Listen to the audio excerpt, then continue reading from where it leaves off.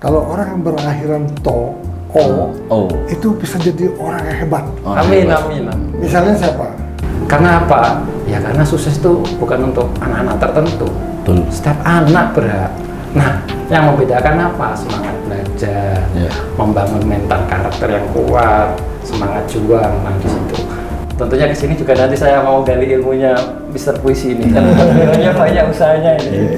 Dalam artian banyak kok kuliah itu kita nggak harus kerja dengan sesuai prodi.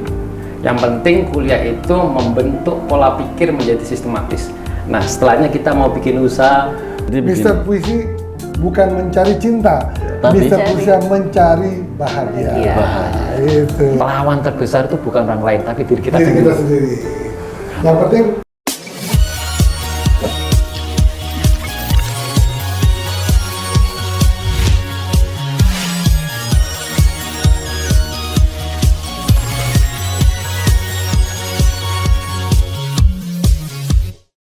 selamat siang, kembali lagi bersama Mister Puisi. Tepuk tangan dulu. Ngomong-ngomong mengenai Mister Puisi, saya kedatangan seorang aktor yang selalu membuat nostalgia untuk tempat ini. Siapa dia? Dia namanya Dede Satria. Tapi Dede Satria membuat kejutan. Waduh, apa tuh? Dia membawa asisten namanya si Unyil. Sebetulnya namanya Nadia. Seorang mahasiswa yang sudah lulus di bidang perbankan, aktif juga sebagai farmasi. Kemudian yang paling penting di sini tamu kita yang istimewa adalah Mr. Angga Yulistianto. Kata Angga ya. Iya. Kalau orang yang berakhiran itu bisa jadi orang yang hebat. Amin, amin, amin. Misalnya siapa? Soekarno, Betul. Soeharto, Itu Jokowi Widodo, Prabowo, Subianto. Subianto. Nah, itu yang itu. itu. Oh, ternyata namaku To juga. Dwi Wahyu Febrianto. Nah, itu. Nadia juga bisa ganti To. Apa tuh? Nadia Delia Syaharanto bisa. Kalau kawin sama yang To. Oh iya, belakangnya bisa ditambahin ya kalau. Iya, gitu ya. Jadi saya kedatangan teman-teman saya dari Jawa Timur. Jawa Timur. Ini luar biasa.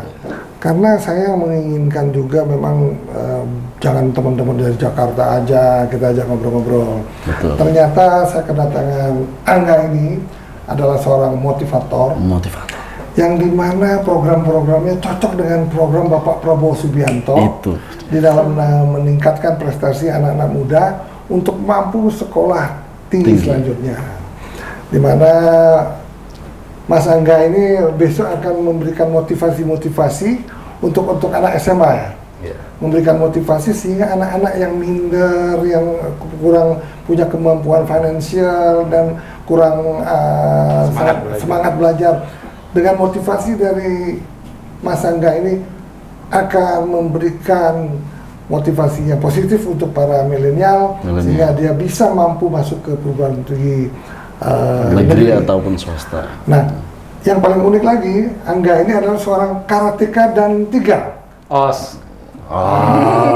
Dan paling unik sekali, Angga ini adalah seorang anggota DPRD Tuban, ketua Forki, ketua umum Forki di Tuban, sehingga dia banyak teman-temannya para angkatan darat yang memang kali ini mungkin ketua Forkinya siapa sekarang di Indonesia? Kalau di Indonesia Pak Purnawirawan, Pak Jenderal Joko. Pak Joko. Ya itulah.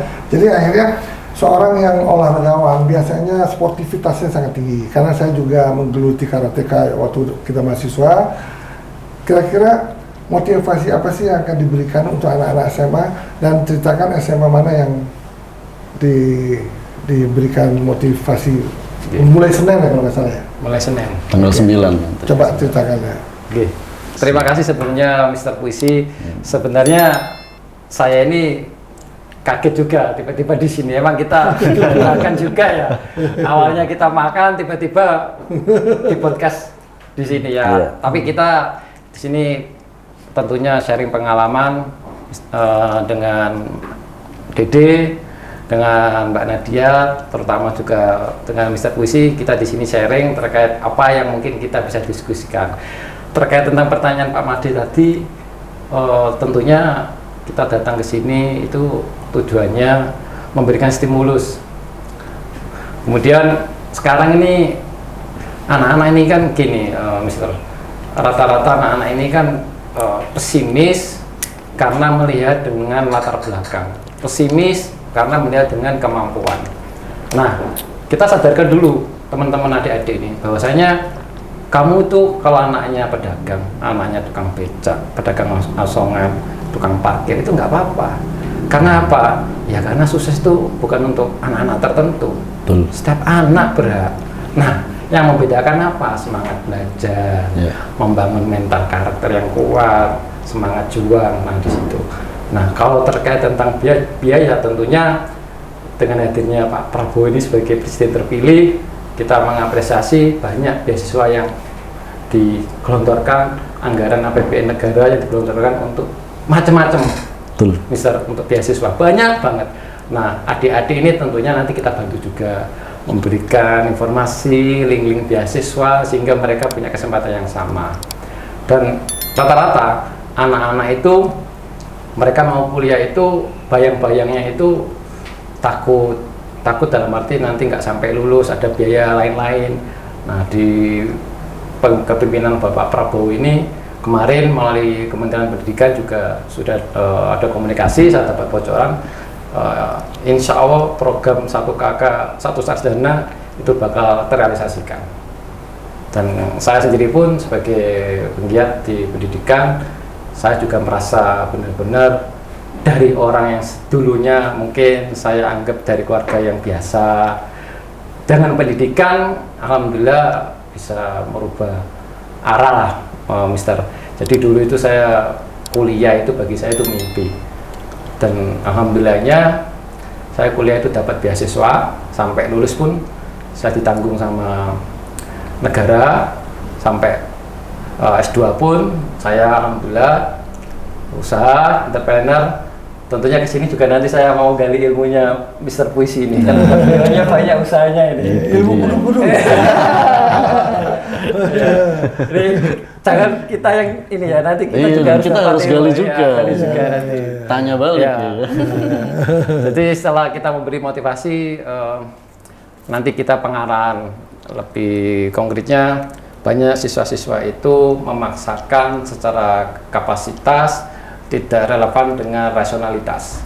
Dalam artian banyak anak-anak yang nilainya, kemampuan skolastiknya atau kemampuan akademiknya itu yang dipilih karena katanya teman, karena pengennya gitu. Enggak, sebenarnya enggak seperti itu. Jadi alangkah bijaknya adik-adik ini tentunya memahami kemampuan dasar mereka sehingga dihubungkan dengan program yang dipilih atau prodi yang dipilih, sehingga nanti kesempatan probabilitasnya itu bisa ada korelasinya, Pak.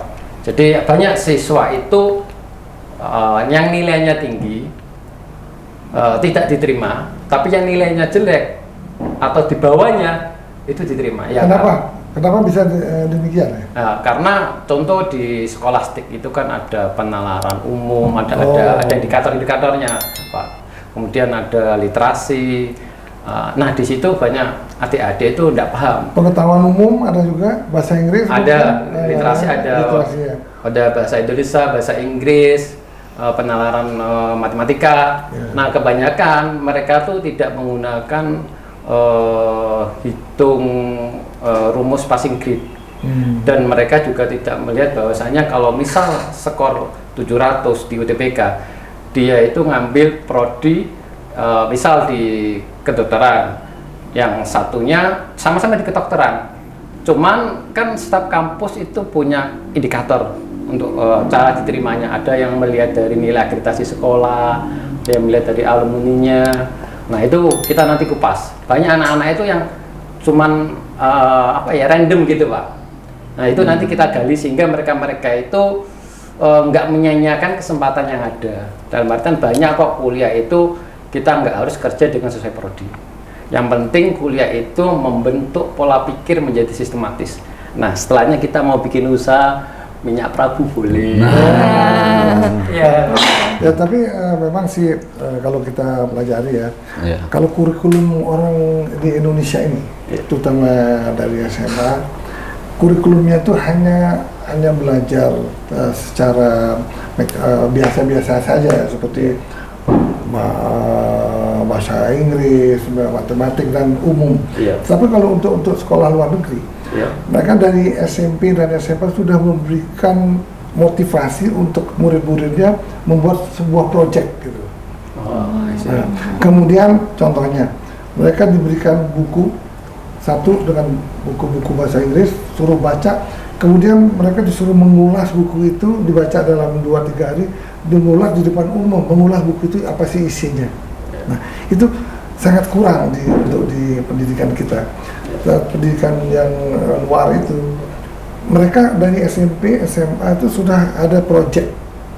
Nah, contohnya anak saya kelas 1 SMA itu, mereka mengambil proyek untuk membuat suatu produk yang bisa dijual, dipasarkan dan dijual oleh masyarakat. Dia membuat produk skincare, misalnya ada minyak oil, ada apa segala macam, dia milih skincare. Sampai dia jadi produk itu, nanti pada dia lulus dia bisa langsung langsung produce, kemudian langsung pemasaran karena diajarin secara digital pemasaran itu langsung menjadi pengusaha kecil, jadi UMKM. Nah, itu yang kurang. Apakah mungkin besok program motivasi yang akan diberikan Bang Angga ini ada hal-hal itu yang perlu juga diutarakan untuk murid-murid di Ini sangat menarik nih paparan dari beliau. Tentunya ini emang penting bagi siswa-siswa bahwasanya sekolah itu tidak melulu dengan akademik, tentunya tentang jangan teori aja. Teori saja. Ada tadi Prakteknya. komponen pembentukan karakter, idealisme, itu memang anak muda harus ada. Jadi kalau saya pernah berdialog dengan orang, dia bertanya, saya ini pengen bisnis. Ya sudah, ini tak kasih bisnisnya seperti ini. Terus tanya lagi, cara jalannya gimana? Ya sudah, ini tak kasih cara jalannya. Terus tanya lagi, saya mulainya dari mana? Nah, orang kayak gitu mungkin nggak bisa hidup. Ya. Kenapa? Karena dia nggak mau usaha, Pak. Nah, bedanya dengan kalau hemat saya beranggapan bahwasanya negara maju dengan negara berkembang emang beda. Beda dalam artian gini, pola pikir yang dibangun. Contoh ini, ada orang mau bisnis, katanya dia nggak punya modal. Terus, kamu punya tangan nggak? Tangan kanan? Oh ada Pak, ya sudah saya beli 100 juta, tak beli. Lu jangan Pak, tangan saya gue udah beli. Berarti kamu punya modal. Kan bilang nggak punya modal Pak. Kalau tangannya saya beli 100 juta, kan sama aja. Berarti dia punya modal. Nah, disitulah anak-anak itu karakternya untuk di negara maju memang secara IPM untuk pendidikan rata-rata nasional itu masih di kelas 1 SMP. Anak-anak di Indonesia itu pendidikannya kalau kita rata-rata masih anak kelas 1 SMP.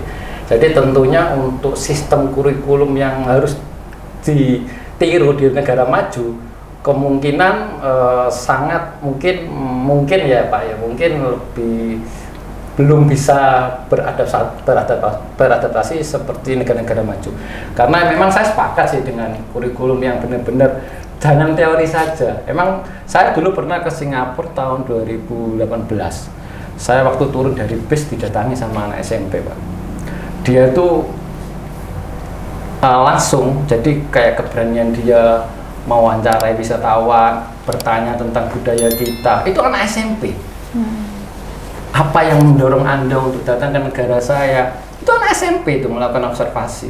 Emang negara-negara maju tentunya didukung dengan karakter yang bagus, kemudian sistem pendidikan yang mungkin sepengetahuan saya fasilitas yang lebih lengkap. Ya mungkin harapannya nanti melalui presiden kita yang baru ini, Bapak Prabowo, agar kedepannya semua prasarana di sekolah dilengkapi karena itu sebagai alat penunjang proses belajar mengajar biar lebih efisien, Pak. Nah itulah jadi masalahnya fasilitas itu teknologi yang penting. Jadi kalau anak-anak SMA itu harusnya udah bisa cari uang ya teknologi. Harusnya. Kalau di luar negeri, anak-anak itu semua udah kerja di rumah. Mereka tuh menjual sesuatu, dia beli ini jual dengan teknologi aja dia punya gitu.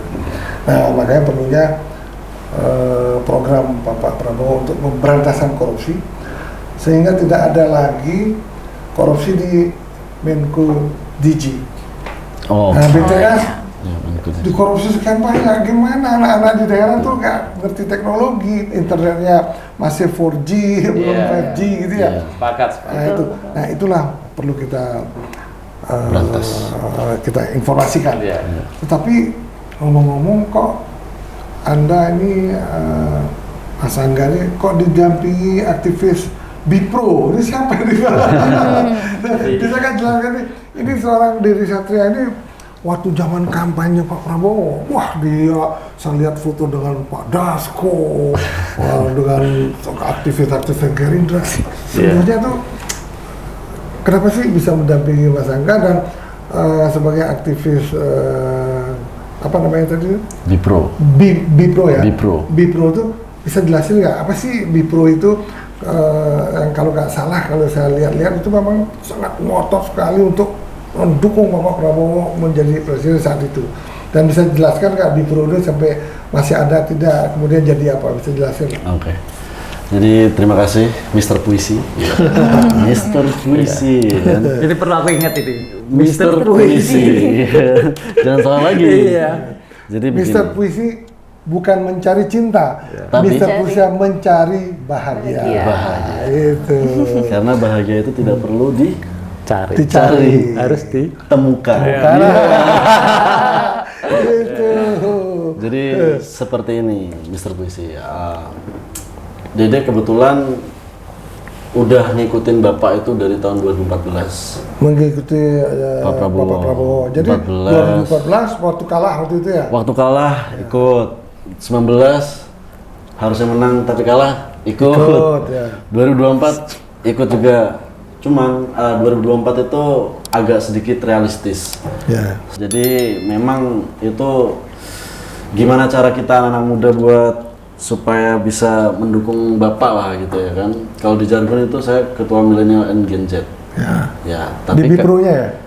jargon. Di jargon. Nah, Oke. kalau di Bipro kebetulan saya di DPP ketua apa namanya bidang kesenian dan olahraga. Hampir mirip nih. Kan Forky Ya. dan 3. Ya. Ya olahraga juga ya kan. Jadi sepaham gitu apalagi mengenai intelektual mengenai tentang sekolah. Dan ini programnya Bapak juga gitu. Jadi kenapa Dede bisa mendampingi Mas Angga ya mungkin nyambung juga dan kebetulan Dede itu dikuliahin sama Mas Angga. Jadi ini udah semester 5 yang sebenarnya Dede itu di Jakarta itu dari kemarin nggak kuliah Pak Made. Karena ya mungkin kegiatannya yang penuh atau beda ya kan. Jadi nggak bisa yang tatap muka terus, jadi harus online dan segala macam. Sempat di online di apa namanya?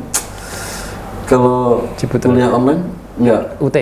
UT ya. Kan sebelumnya saya di Ciputra Surabaya, tapi sempat UT di Universitas Terbuka kuliah online. Tapi setiap daftar ulang itu saya selalu ketinggalan karena jadwal yang selalu nabrak itu. Apa karena aktif di Bipro pada kampanye Pak Prabowo? Gimana? Sebenarnya nggak mengganggu juga sih Bipro itu, karena memang Bipro itu kita bisa lakukan juga di rumah karena itu kan kita pegiat Pakai medsos digital, juga ya medsos. kan, peran medsos gitu. Jadi kenapa Bipro? Bipro itu awalnya bersama Prabowo, Pak Andi. Itu dibentuk awal-awal oleh Mas Kawendra itu ketua Gcraft juga, Gerakan Ekonomi Kreatif Nasional, anaknya Sandiaga Uno lah ya. Jadi nyambung lah dia Dewan Pertimbangan juga di sini ya kan. Jadi Bipro itu gara-gara tim pemenangannya Pak Prabowo pengen melebarkan sayap, tapi pengennya ini diisi anak-anak muda.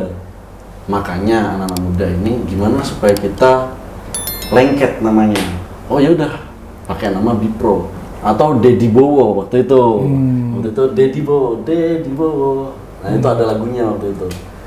Nah, sekarang setelah Bipro ini Bapak menang, kita organisasinya berubah menjadi Beyond Profesional. Nah, apa tuh organisasi apa? jadi kenapa diubah menjadi Beyond Profesional? Karena Beyond Profesional ini kita ini menjadi jembatan untuk anak-anak muda yang ingin belajar politik dengan orang-orang politik. Kita bisa menjembatanin ke orang-orang politik. Ada ketuanya kan tuh?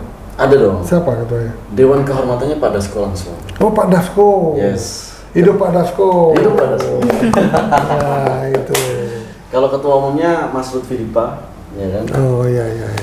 Dewan pertimbangan ada Mas Ibnu Riza, itu ponakannya Pak Prabowo juga. Oh, ya. Itu Raden Mas itu, Iya, Raden iya, Mas iya. Kanjeng di Ya, Solo, Surakarta sana. Ya. Jadi, Kantornya di mana tuh kantornya?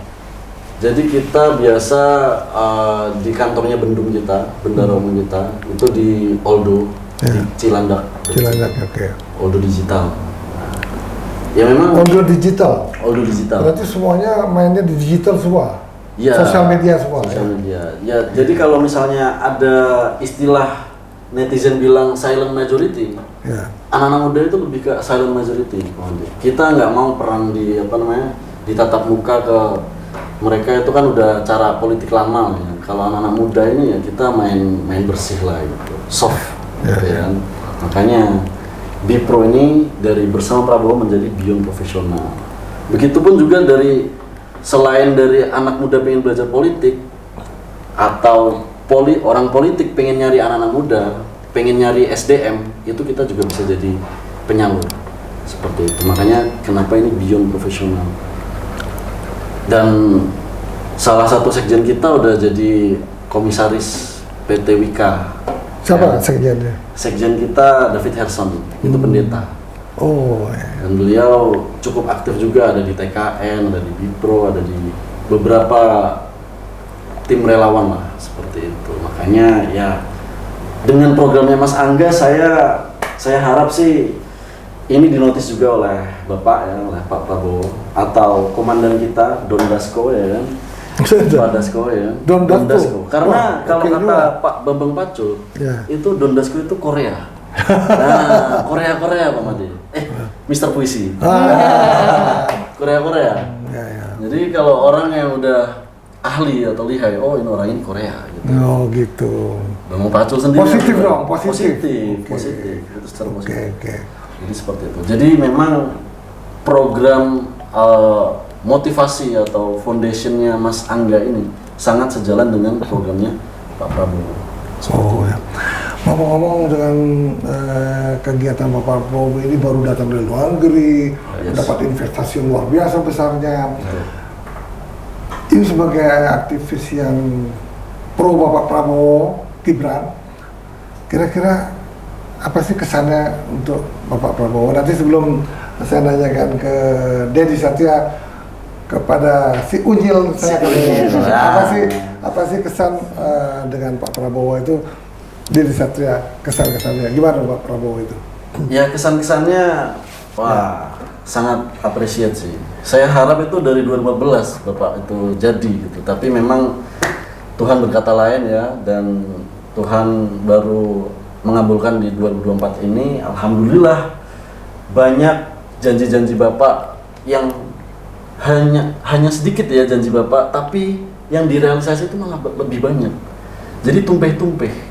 Jadi ini lebih-lebih gitu, lebih dari janji Bapak. Jadi alhamdulillah banget, seneng banget.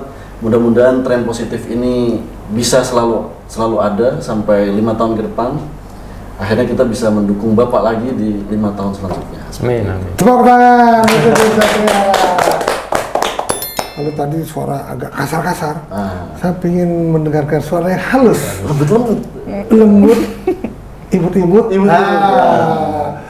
Coba kita tanyakan kepada Mbak Nadia, seorang pekerja di farmasi. Ya. Kira-kira kesan apa sih untuk Bapak Prabowo itu? Isinya keren banget gitu. Iya. Kayak udah langsung ngeberantas korupsi di mana-mana. Terus udah janji-janjinya juga terrealisasikan semua. Banyak juga yang di luar ekspektasi juga gitu. Pak Prabowo terkenal karena gemoy. Oh, gimana iya, sih? iya, itu. Mungkinkah karena gemoy ini Bapak menjadi presiden? Menurut tanggapan kamu sebagai anak yang milenial apa? Iya.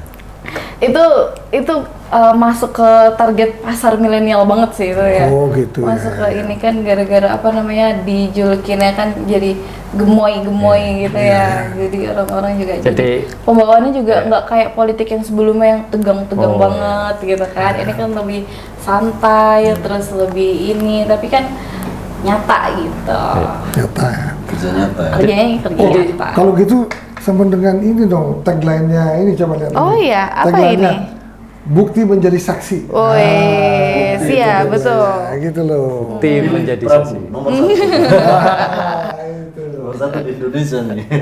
Minyak Prabu gitu ya. Jadi ke distract nih. Jadi, wah terima kasih loh kesan kamu terhadap Bapak Prabowo dan rasanya kesan masyarakat luas mirip-mirip seperti kesan kamu juga. Sekarang politikus dari Jawa Timur ini kesan-kesannya apa? Sebagai seorang motivator, seorang politikus dan seorang anggota DPRD, kesan-kesannya apa untuk Bapak Prabowo Subianto? Kalau kesan-kesan yang pertama saya lihat dari kerja beliau, bahkan sebelum menjadi presiden ya, tentunya beliau ini orang negarawan, beliau juga orang yang sangat peduli dengan keadaan negara kita. Beliau ini termasuk orang yang mungkin saja pada waktu dekat ini semua apa yang terprogramkan, apa yang semua dilakukan dengan kabinet-kabinet beliau tidak semudah yang rakyat pikirkan. Harapannya korupsi diberantas habis. Tentunya saya mengamati banyak tekanan-tekanan dari luar yang luar biasa, dan itu memang Bapak Prabowo tentunya juga saya yakin dengan Bapak bahwasanya Bapak ini anak yang benar-benar tahulah dari kecil. Beliau ini kan sudah pendidikan militer dari mertuanya beliaunya Pak Soeharto, tentunya jiwa nasionalismenya, bahkan kalau nyawa pun dikasih sama beliau untuk negara. Saya amatinya seperti itu, Mr. Puisi. Bahkan di era Pak Prabowo ini, tentu yang sesuai pidatonya Pak Prabowo kemarin, saya sempat mengutip, kalau Bapak Prabowo jadi presiden, yang paling takut itu para banker-banker. Ya, saya masih ingat kutipan beliau itu. Kenapa? Ya mungkin nanti beliau ini anak tirinya mungkin bisa menjelaskan lebih dalam ini. Tentunya saya sebagai anak muda, saya bersyukur walaupun bendera saya pada waktu itu belum satu rumah, Pak. Tapi tentunya Pak Prabowo. Kalau sekarang kan udah satu rumah. Iya. Iya. Setelah itu ya. nggak apa-apa. Iya, nggak apa-apa. Iya. Yang penting kan sekarang nggak kehujanan, karena satu rumah. Ya kan. Dalam artian kita semboyong bareng. Artinya saya itu respect dengan Bapak.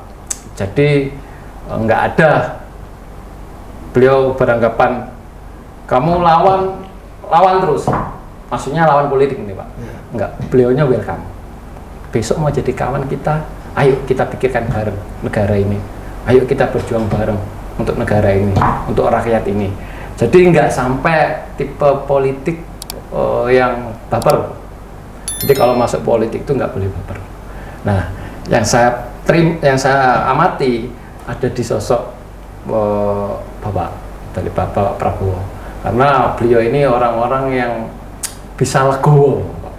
Pak Prabowo ini luar biasa legowonya. Bahkan Bisa memaafkan. Itu yang saya. Jadi beliau orang yang dibutuhkan oleh negara saat ini. Dan tentunya saya harapkan ke depan Pak Prabowo presiden kita beliau sehat terus, sehingga nanti ke depan agar ini Mister Puisi saya itu pengen ya, sebenarnya negara itu bisa maju kalau pendidikannya tinggi. Kenapa? Karena dengan pendidikan tinggi itu bisa mengurangi garis kemiskinan, menciptakan lapangan kerja. Coba kalau nanti ke depan harapannya kepemimpinan Bapak Prabowo ini IPM-nya Indonesia harus ada peningkatan yang luar biasa. Dari rata-rata SMP kelas 1, harapan saya ke SMA kelas 2 rata-rata IPM-nya, sehingga secara otomatis kemiskinan yang ada di Indonesia, tingkat kemiskinan bakal menurun. Luar biasa untuk Bapak Prabowo. Setuju untuk Mister Angga. Mister Angga ini seorang politikus daerah dari Jawa Timur, dari Tuban, kader Nasdem. Tepuk tangan untuk Angga. Luar biasa. Oh ya. Apa? Ngomong-ngomong soal kesan pesan Bapak, di sini juga ada orang yang rela tempatnya dijadikan menjadi rumah Gibran. Nah, gimana pesan-kesannya tentang Pak Prabowo Gibran mengenai dari Mister Puisi, sosok yang membuat rumah Gibran? Memang pada waktu itu, pada waktu kampanye Bapak Prabowo dengan Mas Gibran, memang saya memang cukup dekat dengan keluarga beliau itu, ingin Bapak Prabowo menjadi presiden. Tentunya Bapak Prabowo menjadi presiden, tentunya pasti banyak dukungannya dari Bapak Jokowi, di mana Bapak Jokowi menempatkan putranya kebetulan terpilih sebagai wapres. Untuk itu saya tergerak hati saya untuk membesarkan lagi para milenial, membesarkan hati para milenial sehingga para pemuda ini mampu sampai ke jenjang yang paling tinggi. Terbukti Mas Gibran sebagai wapres. Pada waktu itu kami sangat mendukung Prabowo Gibran, makanya kami membuat rumah Gibran pada waktu itu. Ya, ternyata berhasil. Mudah-mudahan Prabowo Gibran memimpin negara ini sukses dan dapat mensejahterakan masyarakat luas. Amin. Tepuk tangan. Waduh, omong-omong udah cukup lama. Kalau didampingi yang halus-halus, kita banyak ketawa. Kalau yang kasar-kasar, kita banyak cemberut. Kalau orang Jawa, Mister Puisi, tombo melek. Tombo melek itu biar nggak ngantuk.